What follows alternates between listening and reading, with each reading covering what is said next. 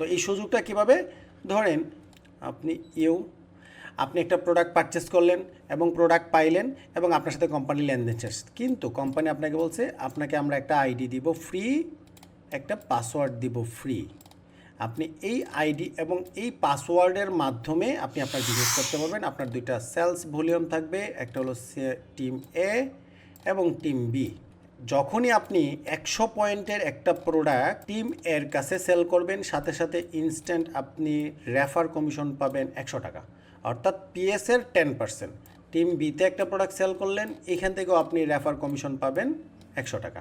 ঠিক এইভাবে আপনি আনলিমিটেড রেফার করতে পারেন।